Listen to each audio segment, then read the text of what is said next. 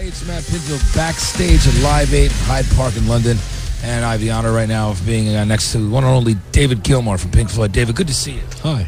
Great to have you. Now, David, originally when you were approached about this, you were kind of shying away from doing it. You didn't want to do it the first time around, and they came back to you, correct? I was pushed into it a little bit, kicking and screaming. Roger rang me up and said would I do it, and I thought that it is a very good cause, and that I'll probably kick myself if I didn't do it, especially for my kids to be able to see something like this for once in their lives. Yeah, some of them too young to have seen me before me. So, which is brilliant. You know, I mean, how is your relationship with Roger right now? Is it getting better? Hey, we're getting on all right. You know, it's been very easy and relaxed during our rehearsals. It's like slipping on a comfy old pair of shoes that are far too unfashionable to wear anymore. But you know, it's been good. It's been pretty good. Well, it's great. I mean, do you think there's a future for Pink Floyd together as a band for maybe a future album?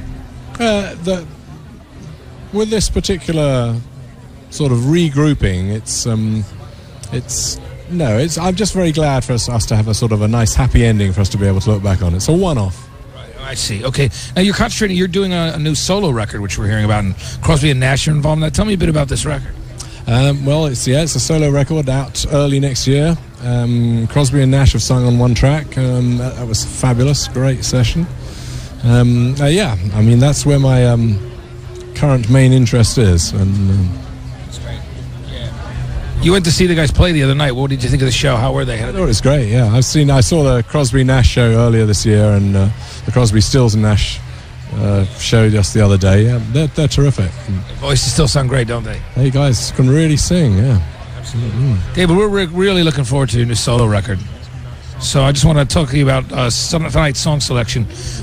Tonight, I mean, I know that there's some great stuff coming up there. You go and tell me a bit about what you're doing to this evening. Well, we're going to start with Breathe from Dark Side of the Moon, followed by Money from Dark Side of the Moon. Then Wish You Were Here and Comfortably Numb. That's about what we're going to try and squeeze into the few minutes that are allowed. Which are great, brilliant songs. You know, recently both Wish You Were Here and Comfortably Numb have been covered by other artists. Do you get to hear these covers, and what do you make of them? How do you feel about them? Well, the Scissor Sisters are on just before us tonight, a little while before us, and apparently they're not doing their version of Comfortably Numb. I'm rather disappointed.